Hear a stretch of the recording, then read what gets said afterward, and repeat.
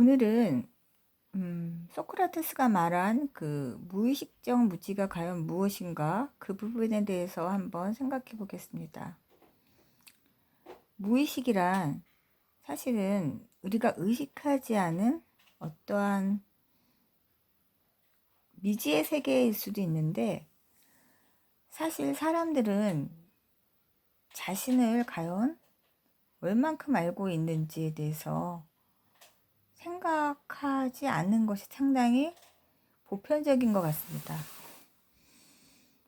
24시간 자기랑 같이 존재하며 평생 나라는 어떤 존재와 계속적으로 함께 있으며, 그러면서도 자기를 잘 모르고 사는 것이 우리의 인생이 아닌가 생각합니다. 우리가 그냥 알고 있는 거는 자신의 이름이나 피상적인 성격, 혹은 직장,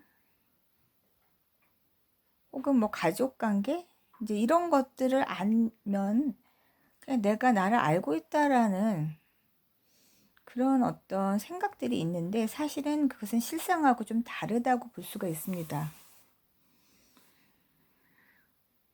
사실은 나도 나를 모르는 나의 모습이 있다라는 걸 사실 인정하기 쉽지 않은데, 소크라테스는 이 무의식적 무지가 인간은 자신이 모르고 있는데 그 모르고 있다는 사실도 모르는 것이 이 무의식적 무지라고 하였습니다. 자신이 모른다는 거를 모르기 때문에 알 필요가 없고 알려고 노력하지도 않습니다. 탐구의 의미나 무엇을 발견하고자 하는 것조차 필요성을 느끼지 못하는 상태인 것입니다. 이런 무의식적 무지의 경우는 마치 사람이 잠을 자면서 꿈을 꾸는 것과 같다고 볼 수 있습니다.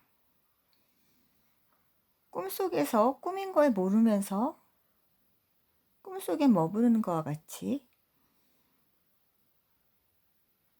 무의식의 무지가 자신이 모른다는 것을 모르기 때문에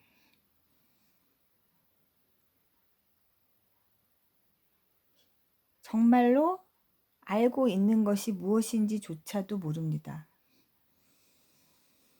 우리는 이러한 상태를 무지하다 하지만 본인은 무지한 걸 모르기 때문에 사실은 무지에 대한 무지일 수도 있습니다. 모르기 때문에 생겨나는 여러 가지 그 오류가 그 사람의 삶에서 이루어집니다.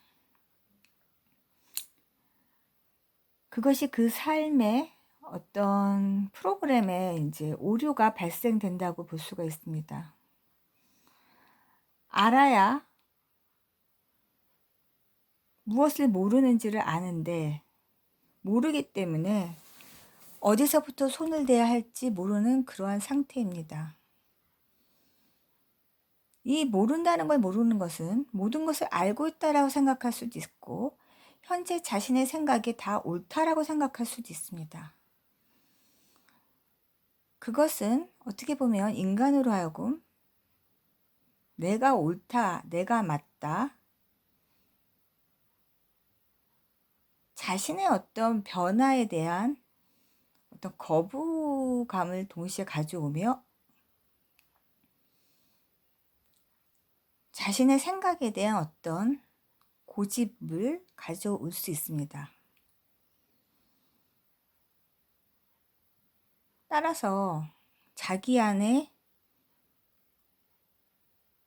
정체되어 있는 그런 생각들과 사념들이 본인의 어떤 그 사고의 벽들을 딱딱하게 할 수 있기 때문에 우리는 이런 것을 고정관념이다, 혹은 편견이다, 혹은 선입견이다, 이렇게 말하고 있습니다.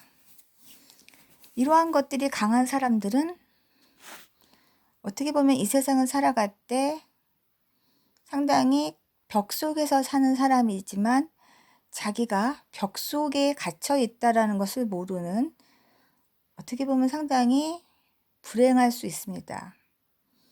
그러나 문제는 본인이 불행하지만 불행한 것을 잘 모릅니다. 그렇기 때문에 그 무의식 상태에선 상당히 두려움이 있습니다. 두려움은 자기가 불행하고 속상하고 행복하지 않다라는 것을 인정하기 어렵기 때문에 현실을 자각하는 것을 계속 회피하고자 하는 방어 기제가 발동될 수 있다는 것입니다.